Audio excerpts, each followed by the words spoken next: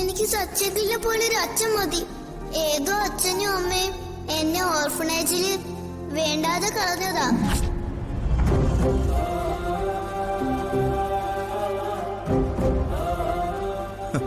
കൊടുത്താലേ കൊല്ലത്ത് കിട്ടുന്നു പറയുന്നേ വെറുതെ അല്ല. ഇതിനേക്കാൾ വലിയൊരു തിരിച്ചടി അവന്തികയ്ക്ക് ഇനി സ്വപ്നങ്ങളിൽ മാത്രമേ കിട്ടാനുള്ളൂ.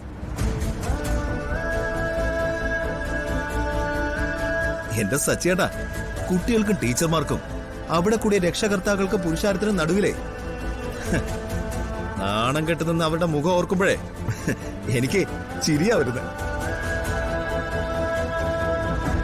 നമ്മളെ ചതിച്ച് നമ്മുടെ സ്വത്തും സമാധാനവും കവർന്നു. നമ്മുടെ അച്ഛൻ അവര് കാരണം മരിച്ചത്. ഏട്ടന്റെ ജീവിതത്തിൽ നിന്ന് ഏട്ടത്തി കുഞ്ഞു ഇറങ്ങിപ്പോയി. നമ്മുടെ കുടുംബം മുഴുവൻ തകർത്ത് തരിപ്പണാക്കി. അവരോടുള്ള പക എന്റെ മനസ്സിൽ മരണം വരെ കനല് കത്തുന്നത് പോലെ ഇങ്ങനെ നീറി നിൽക്കും.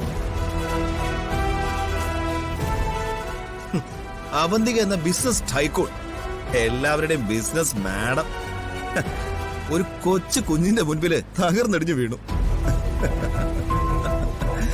യെസ്, എന്തൊരു സന്തോഷം! ഇപ്പോഴാ എന്റെ മനസ്സിനൊരു സമാധാനം കിട്ടിയത്. ഇപ്പോഴാ എന്റെ നെഞ്ചിലെ നീറ്റിലൊന്ന് അടങ്ങിയത്. അവന്തികയോടുള്ള നമ്മുടെ പ്രതികാരവും അവരനുഭവിച്ച നാണക്കേടോ ഒന്നുമല്ല ഇപ്പൊ എന്റെ മനസ്സിലുള്ളത്. കണ്ണീരണിഞ്ഞ ചിപ്പിമോളുടെ മുഖം,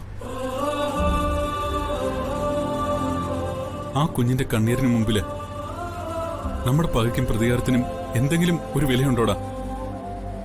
നമ്മുടെ അമ്മൂനെയും ഇന്ദുവിനെയും പോലെ ഒരു കുഞ്ഞല്ലേ അവളും. ഇവരുടെ ചങ്കു കൂട്ടുകാരിയല്ലേ. ഇവർക്ക് വേദനിച്ച നമുക്ക് സഹിക്കാൻ പറ്റുമോ? നീയൊരച്ഛനല്ലേ. ആ കുഞ്ഞു മനസ്സിന്റെ സങ്കടത്തില് സന്തോഷിക്കാൻ നിനക്ക് എങ്ങനെ പറ്റുന്നു? നീ എന്തൊക്കെ പറഞ്ഞാലും എനിക്കതിനെ ന്യായീകരിക്കാൻ പറ്റില്ല. എനിക്ക് അച്ഛനില്ലെന്ന് അവള് സ്റ്റേജിൽ വെച്ച് എല്ലാവരുടെയും മുമ്പിൽ വെച്ച് കരഞ്ഞുകൊണ്ട് പറഞ്ഞപ്പോ സത്യം പറഞ്ഞ എന്തുകൊണ്ടാന്ന് എനിക്കറിയില്ല, എന്റെ നെഞ്ച് തകർന്നുപോയി.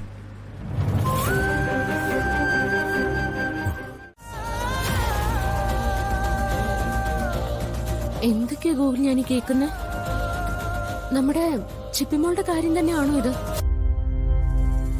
അവള് അനാഥയാണെന്നോ? ഈശ്വര, എന്തൊരു വിധിയാ ഇത്. ചിപ്പി സ്റ്റേജിൽ കയറി അങ്ങനെ പറയുമെന്ന് ആരും കരുതിയില്ല. അവന്തിക ആകെ ഷോക്കായിപ്പോയി. ചുറ്റിലും കുട്ടികളുടെ കൂക്കുവിളിയും ബഹളവും.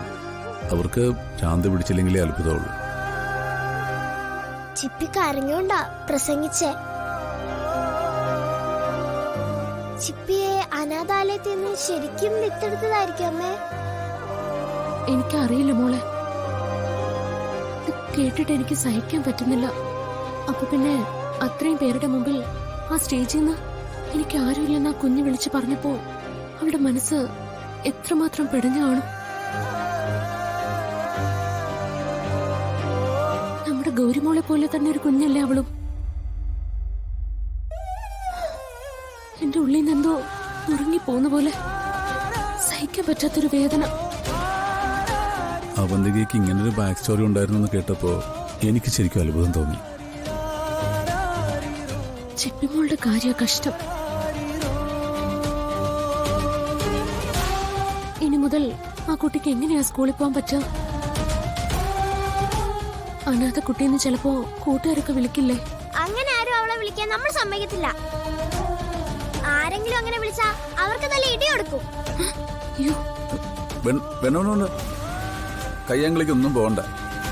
അതൊക്കെ പ്രിൻസിപ്പളും ടീച്ചേഴ്സും ഒക്കെ നോക്കിക്കോളും കേട്ടോ. ദത്തെടുത്തതാണെങ്കിലും അവളെങ്ങനെ അനാഥയാവും? അവക്കൊരു അമ്മയില്ലേ?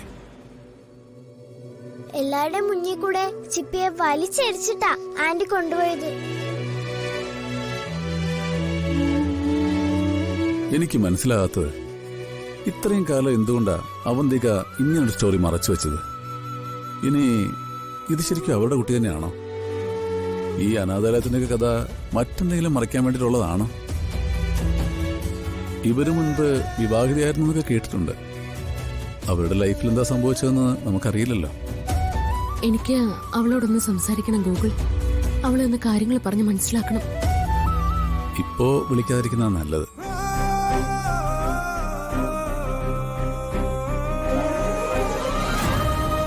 ആ കുട്ടിയുടെ മാനസികാവസ്ഥ ഇപ്പൊ നമുക്ക് പറയാൻ പറ്റില്ല.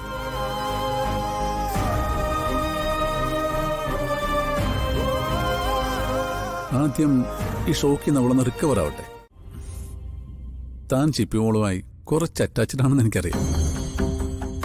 അതുകൊണ്ടാ തനിക്ക് ഇത്രയും ഫീൽ ചെയ്തത്.